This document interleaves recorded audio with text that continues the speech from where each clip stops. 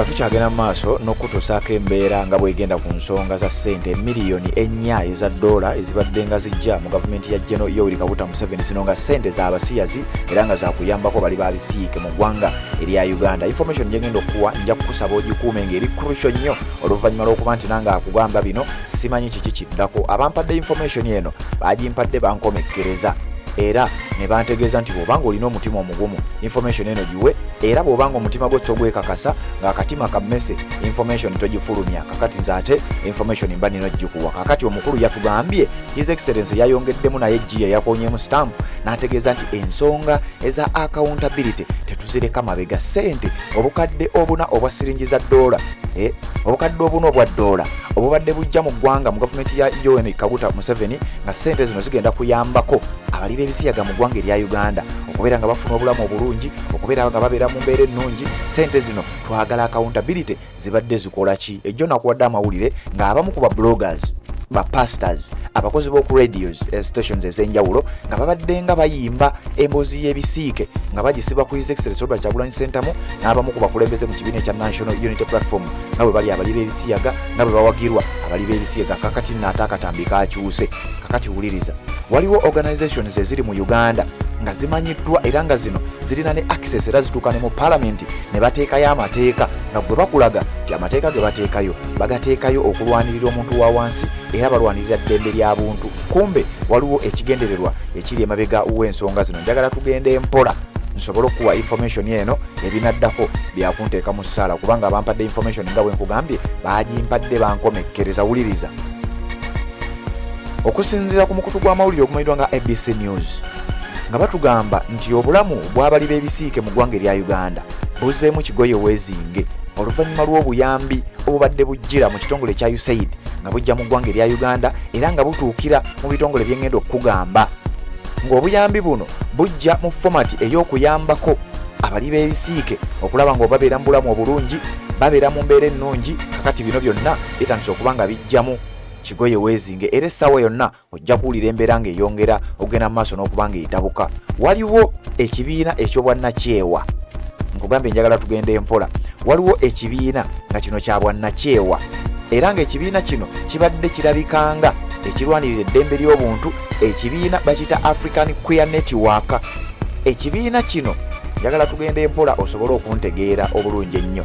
Kirina ekigendererwa oba mission nga bagamba nti our mission is to create a more inclusive and equitable society where everyone can thrive regardless of their background, can live a life free from discrimination and prejudice. We champion the rights and the well-being of queer persons and marginalized communities. We aim to create an environment where everyone has the opportunity to flourish and contribute to the betterment of society. We envision a world where inclusivity and justice are the cornerstones of a more equitable future. Bino kambi kuvuunuliremu kakatonotono mu luzungu olutono lw'ensobola nti omulimu gwaffe oba mission yaffe kwe kutondawo ekibiina ekigatta abantu bonna era eky'obwenkanya nga buli muntu asobola okukulaakulana awatali kufaayo ku mbeera gy'ava oba gy'alimu. Omuntu yenna nga asobola okubeera n'obulamu obutaliimu kusosola na kusosolwa.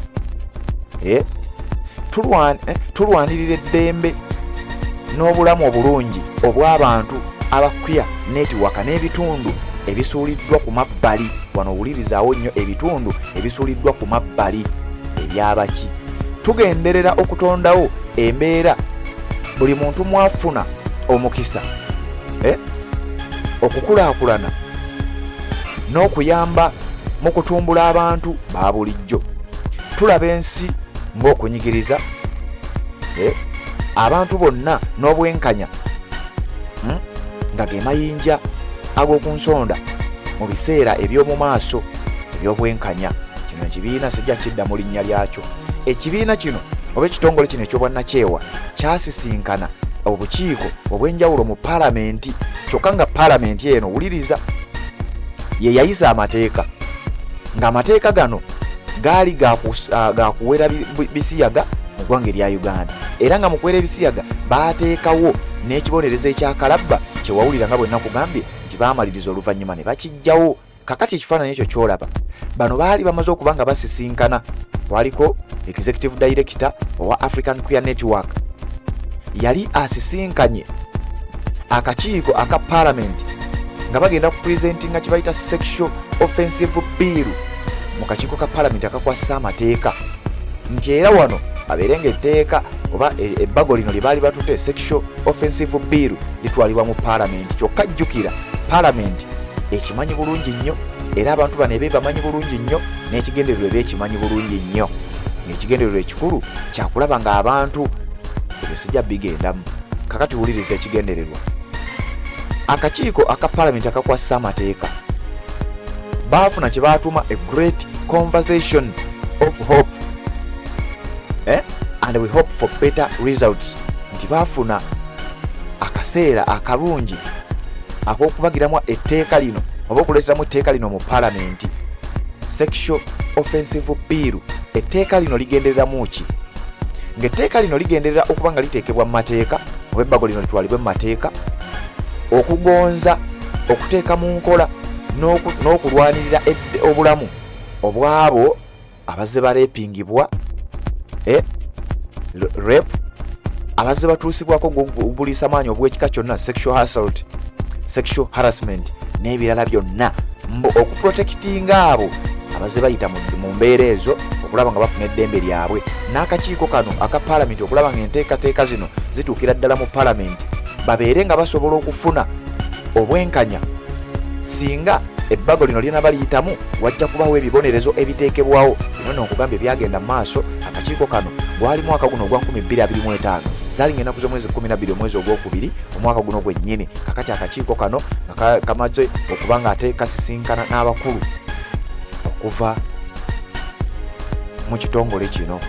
Nabwe sijja biddamu nnyo mannya oba ebiddako sibimanyi, wabula ng'ekitongole kino akikulira ate era ali connected ku kitongole ate era ekirala nga nakyo kirwanirizi kya ddembe, naye nga nakyo okulwanirira eddembe lyakyo ekitongole ekyo bakiyita Center for Women Justice in Uganda oba Women Justice Uganda. Gamba information njikuwa njibikkabikkako, ebiddako biyinza okuba nga si birungi gwampuliriza, wabula executive director ow'akakiiko ako ate era ng'ali connected ku kitongole kiri.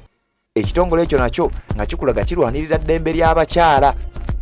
Sijja kugenda nnyo mu nsonga zino, wabula njagadde kuwako ka hint ka information okuva eri ku mukutu gw'amawulire gwa ABC News nga bakugamba nti abali b'ebisiike mu ggwanga erya Uganda obulamu bwabwe bugenze mu matigga oluvannyuma lw'okuba nti embeera yayongedde okuba nga yeetabuka. Obukulembeze bwa Donald J. Trump bwataddewoko embeera eyinza okuba nga tejja kusobozesa bantu bano kufuna mirembe oluvannyuma lw'okuba nti embeera eyongedde okuba nga eyonooneka. Sijja kugenda nnyo mu details, wabula njagadde nkubbireko akatono, oluvannyuma nja kujja nkuwe information singa n'aba maze okwekakasa ebinaddako oba oliawo nga tebiireete buzibu. Kakati gwampuliriza, simanyi oba byenkuwadde obitegedde, naye oba tobitegedde nja kukusaba ojja kuba ojja mu inbox, tujja kugenda mpola mpola nga tubikutuusaako okusinziira ku information gye tunaabanga tufuna.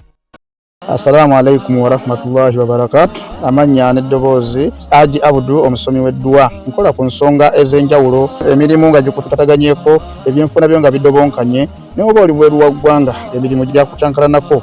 Jangu kusomere ku ddua. Okubadda n'edda eddua zaabaawo, eddua zisomibwa, omuntu n'otereezebwa mu mbeera yonna ebadde ekwesibyeko akanyaaga. Nina ekyoto kye nsobola okukumira wadde oli bweru wa ggwanga nga toli kumpi wano, naye ofuna omukisa ogwo nawe n'osomerwako ku ddua nga nkuteddeko n'akabaani.